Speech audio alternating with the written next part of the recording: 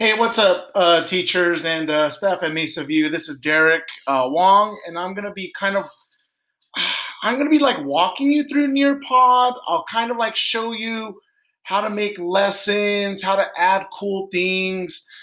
It may float your boat, it may not. I'm showing you that, as you can see, especially as a third grade team, we've really been like using it and hopping on board with it. It's a great tool for distance learning. You can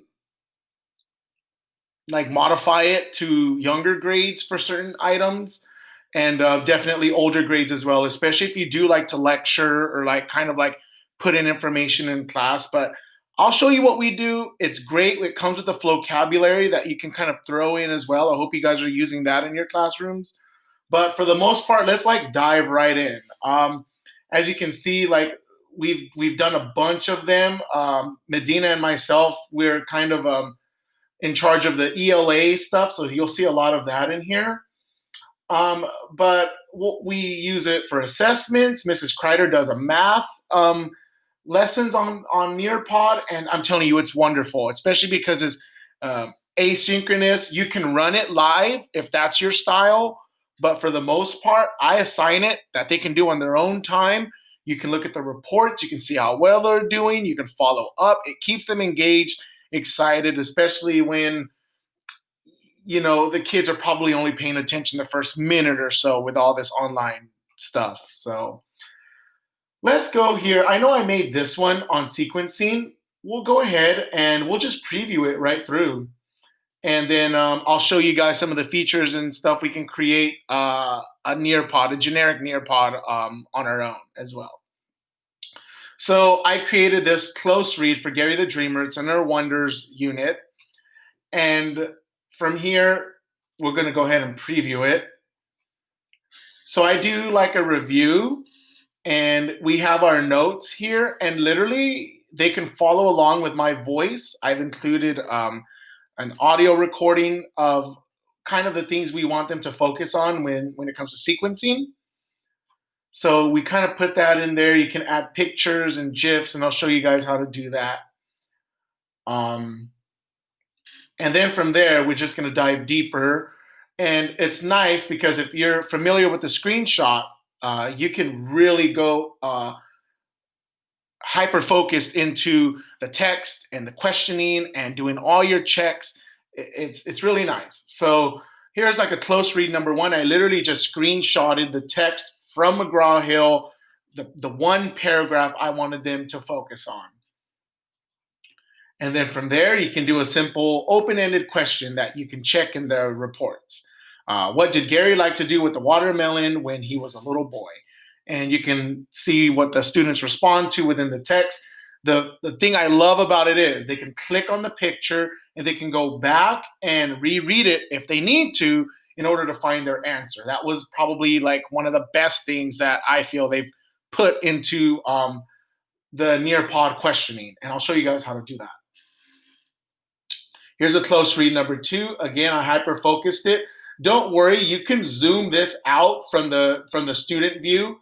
I know it's kind of tough to see there, but yeah, they can zoom it out and go from there as well. And again, they can click the play and they can hear me reading them the story. So you don't have to worry about if a student has a tough time reading the text, they can listen and follow along with it as well. Another open-ended question. Again, they can go back into this and type it out. Here's another close read, another hyper-focused part of the passage. And then here's a cool one, fill in the blanks. When Gary was a toddler, he liked to blank watermelon blank at his brother. So it's like, I couldn't remember. Like, brother would go here. He liked to spit watermelon seeds. Okay, so again, it just focuses them on the words. You create the sentences, and then you click which words you want in and out. Again, super easy. I'll show you guys how to do that. I like this one. It's just another activity, a different activity that the students can work through. Again, close read number four. They can listen to it.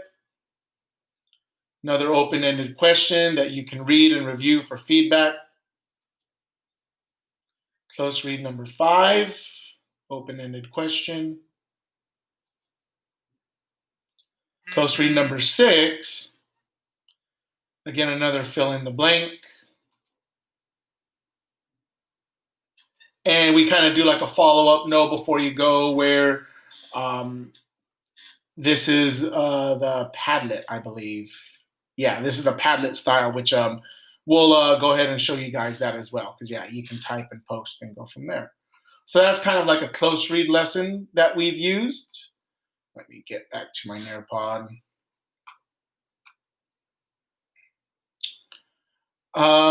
Let's go into the assessment for it. So where was a good one? This one was a good one. I remember this one.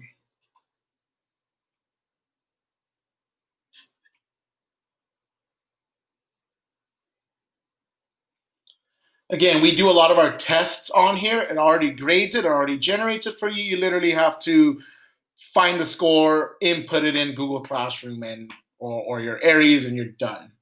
So we kind of follow the let's read. I read them the passage of the story. They can click on it, do what they need to do with it. And then from there, they have the quiz with the 5 questions. They can go back and reference the text, refer back to the text, and find the questions. Okay, where does the story mostly take place? Main characters of the story. Which one describes the beginning of the story? Beginning, middle, and end.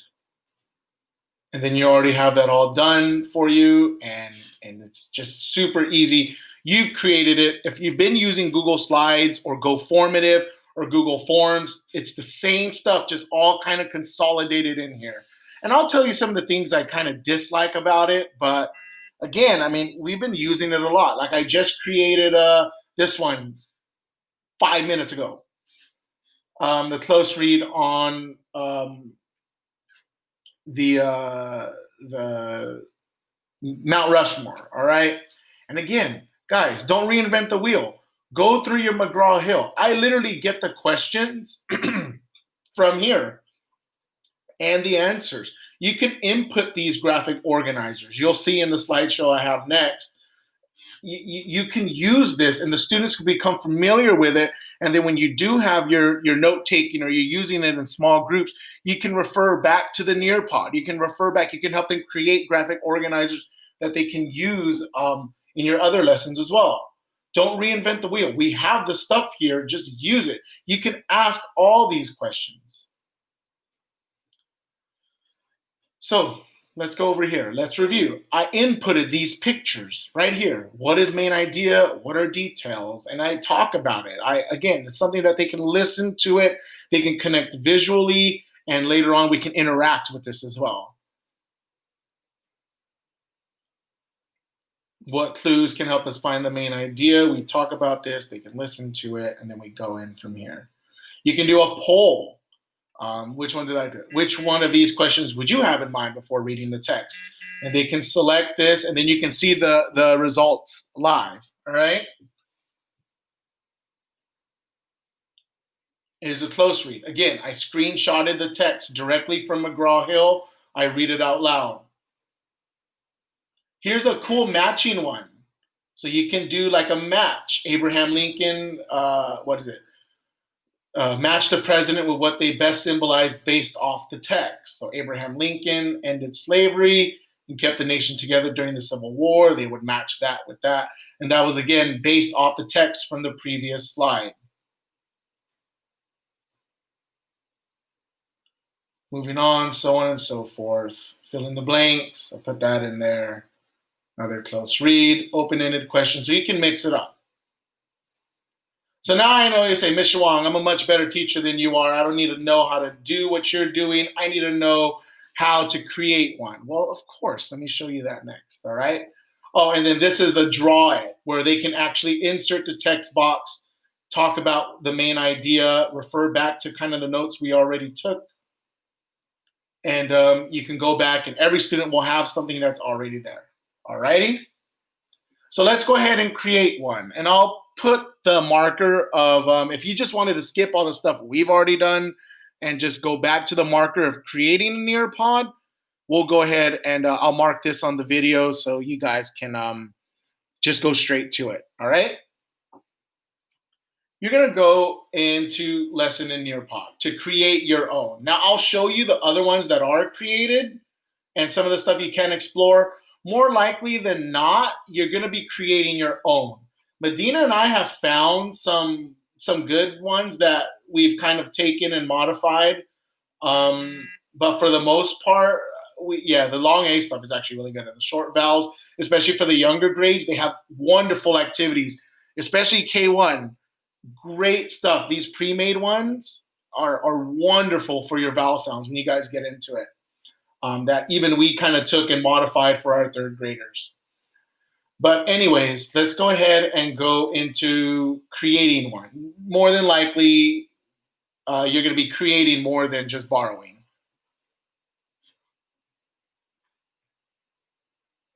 So lesson in Nearpod. Let's title it test. All right. Now you add slides, just like Google Slides, but then you see all this nonsense right here, and you're wondering to yourself, well, where the heck do I even start? Easy. Just start with slide. Okay? Slides right here.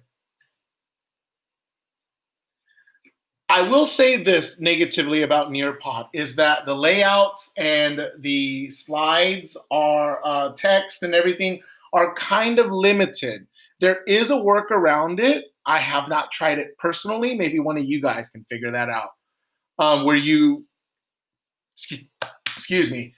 import your Google slide into Nearpod. So you can have all your text and fancy stuff from there and import it into here. There's a way to do it. I'll show you guys what they showed us. I have not tried it yet, so you guys can go at it. I've just kept it simple. It can give you the one where maybe you just want a simple picture. And I'll show you guys how to do that. Or usually this is a common one. This is a test. You can change to the 2. I usually use this a lot, or even a 4. All right. Now from here, you can add either text, video, image, or your GIFs. Be careful with GIFs. There's some of them are not appropriate, but again, you're creating this, so you don't have to worry about a student seeing something inappropriate. All right. So let's say I want to do a double layout, and I say we are going to walk through the features of Nearpod lesson creation. All right, so we got that. You can change your text size, but you're limited. You really are. Like literally, that's all you can do. You can center it if you want. You can make it bulleted or numbered, or you can get rid of it. But that's it. That's why I would say if you wanted to be a little more fancy, upload the Google slide and try that out. Okay, but for now, let's just keep it simple, right? Nearpod lesson creation. From there, maybe I wanted to insert a video. You can have the video already in mind from YouTube, or you can kind of search some up, all right? Maybe I wanted to insert the video right there so the students can immediately see this lesson, click on the video, they're already engaged. You already got them going. It's wonderful. If I go to audio, this is where you can type your voice recording. This is a test for the Nearpod lesson creation. Simple as that. You're done. Preview it. This is a test for the Nearpod lesson creation. Save it. You like it? Boom. And that's how you can read to the students the entire story. You can ask them questions based off the notes. You can do all that stuff on there. I'm not one to enjoy hearing my voice on the microphone, but again, you can do that. It truly does help the students instead of them simply having to read on their own. Maybe they need that support, someone to read it to them. It's just another way to engage them. Okay, save and exit. So that's going to be your bread and butter, is adding those slides. All right. And then from here, let's say you wanted to throw in a vocabulary video. And don't forget, you can assign assignments. It's very similar to Brain Pop, where you can assign assignments based from vocabulary into like their to-do list for your Google Classroom. But for the meantime, let's say you are doing rhymings. Let's say you're doing long A sounds. Okay, short and long vowel sounds. Perfect. I'm going to add that. We already have the subscription. It'll literally link them into it. So you'll see it in the preview where they can click on the vocabulary and they're already listening to and watching the video. All right. And then from there, you can continue on with your lesson. You can add another slide and talk about some of the words or phrases or pictures that have the long A sound. There's other stuff here as well. Fifth grade, wonderful stuff. Nearpod 3D, where you can, when you guys get into science or animal cells or the full body, this is more of an interactive kind of thing the students can look at. And sorry, I'm stuttering just because we haven't really touched into it yet. But again, this is something where they can observe. This is the cardiovascular system. You guys can talk about the different types of arteries located in your legs or by your neck right here. Again, they can zoom in, they can rotate. I haven't done much from it, but looks pretty dang cool. You know, that's the heart. You can talk about it being a muscle, and yeah, it's pretty intense. That's gonna be something you guys can use for science for fifth grade. These are math simulations. These are going to be great, or even science as well. Balancing equations. This is going to be stuff that we're really going to have to go. And then it's all right here. Area builder, definitely going to use that in third grade. And you can incorporate this into your lesson, all right? So let's say I have a question for the students on the area builder. Build me a shape with 4 square units. Okay, well, I'm going to do 4 square units. There's my shape. All right, and then you can go back into their work and go and view it. Or this can be more of a practice. You can demonstrate this for your class if you do a live lesson. So explore that one. The VR field trips are lovely. Again, we just did the Mount Rushmore story. So you can type Mount Rushmore. It's already there for me.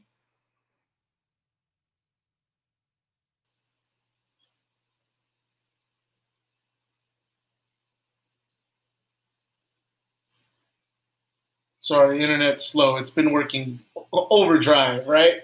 Mount Rushmore, right there.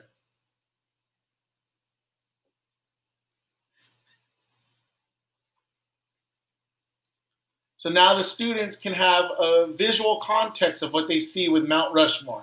And there's different ones. This isn't actually a good one. I use the different one where they can see more of Mount Rushmore from a further distance. But this is something that you can use in reference for the students to have that background knowledge, or front load something for them and go from there. All right. And again, they love that stuff. You don't need to have 3D goggles for it. You got graphing calculators, more videos. Sway is a Microsoft program. They'll have some stuff in here as well that you can kind of throw into it.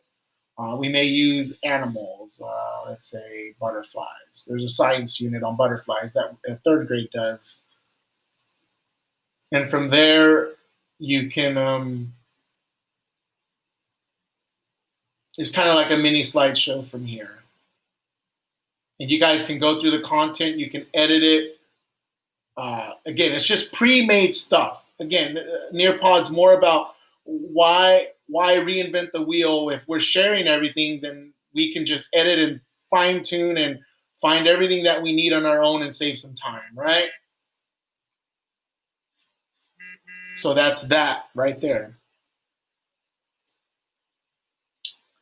Slideshow, that's where you would upload your slideshow from Google Drive. So if you already have a pre-made slideshow, you can use this and throw it on there. Again, I have not tried it. It sounds like something I might want to get into, just don't know yet. And of course, easy audio and a PDF viewer for like a worksheet or something for the kids.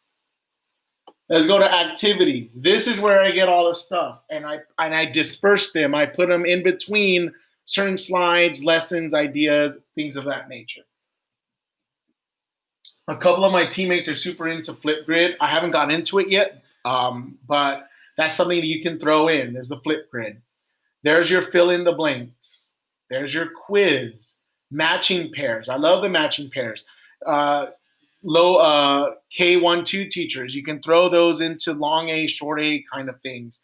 The poll is really good. It kind of gets them see where they're at, and see what answer choices they can get. The Collaborate board, for those that enjoy Padlet, they have their own Collaborate board here. So it's almost identical to Padlet. It's kind of like a knockoff, but it works. It does work. Use the Collaborate board if you guys enjoy using Padlet.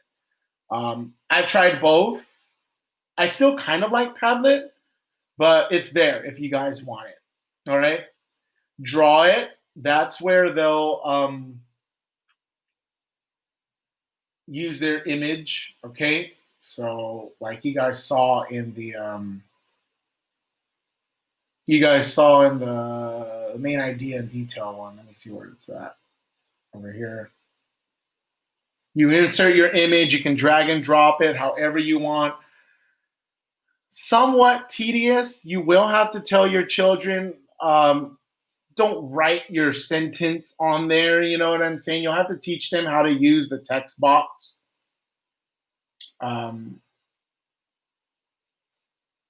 Where is it? It's going to be more in the student preview.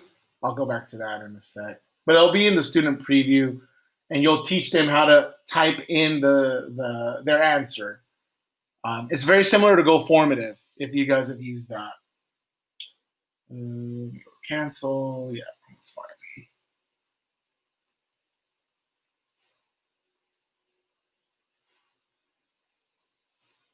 Tons of activities. Draw it, open-ended question, matching pairs, all that. The fill in the blanks, right? So let's say you want to do, this is how we do fill in the blanks. Then you click the word that you want to take out, press done.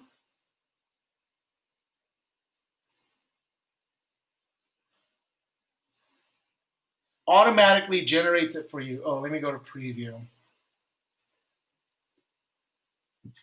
I should have went to preview on the other one, but I'll show you guys that.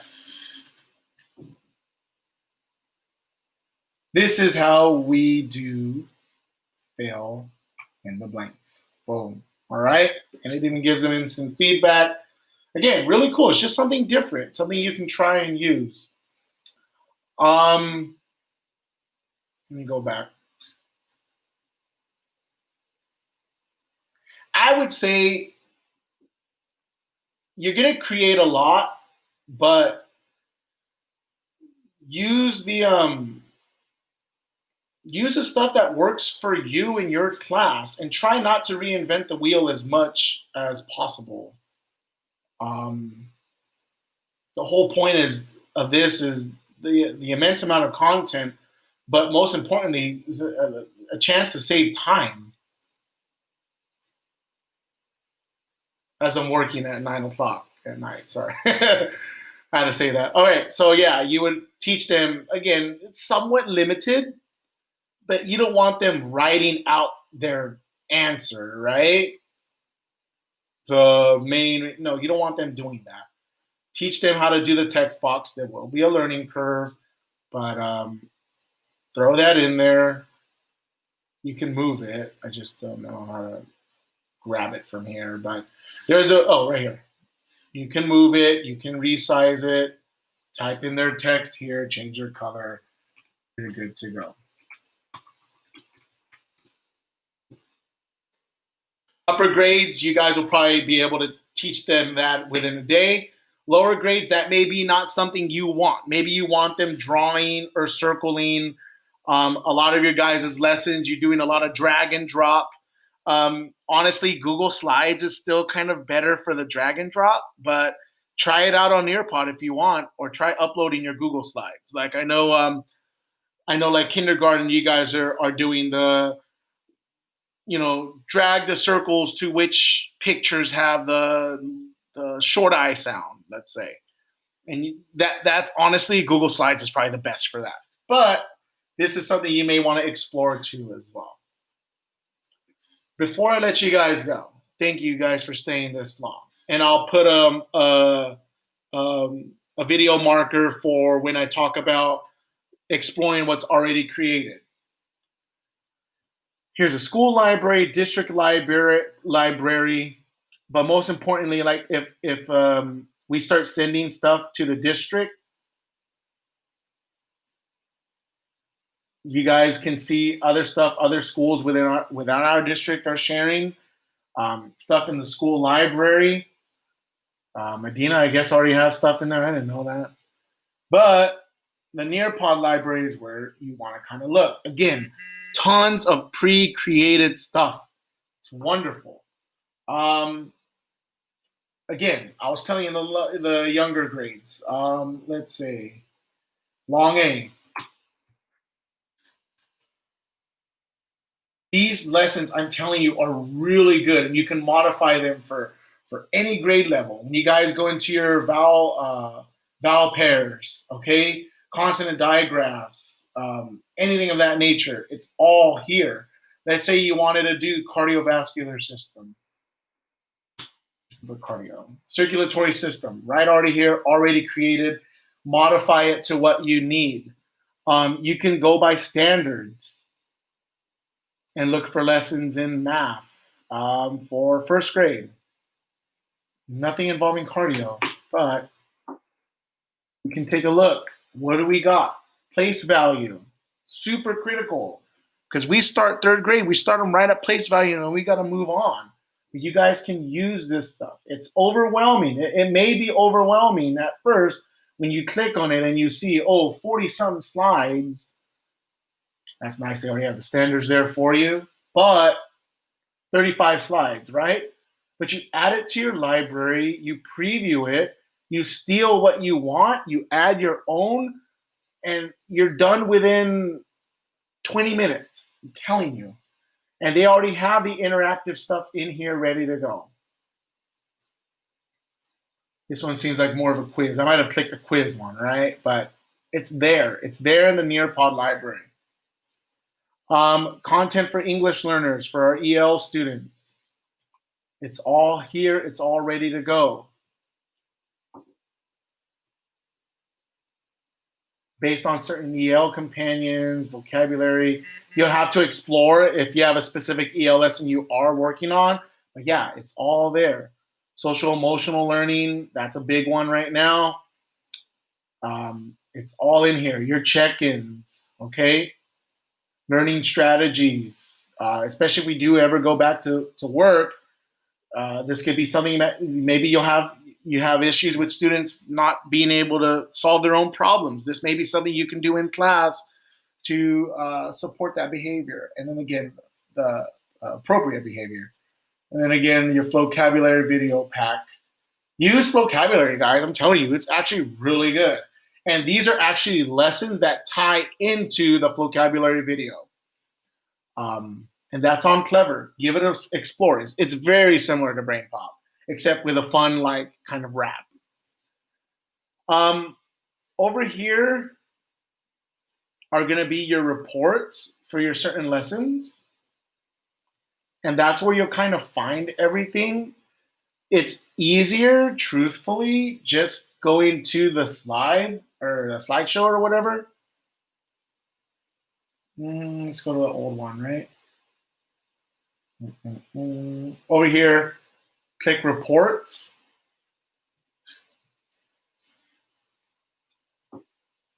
Click on your slideshow, and then it gives you the feedback of their answer choices, how many they got correct, how much they got wrong, and goes from there.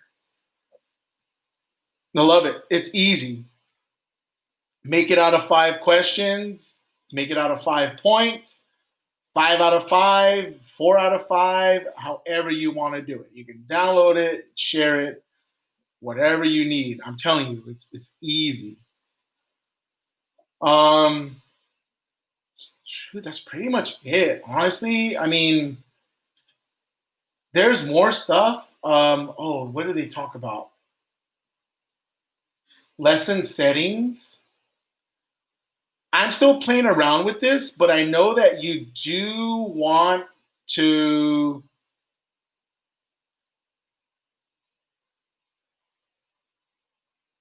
you'll want them to do this. My kids have been okay so far, where they just type in their name for the lesson.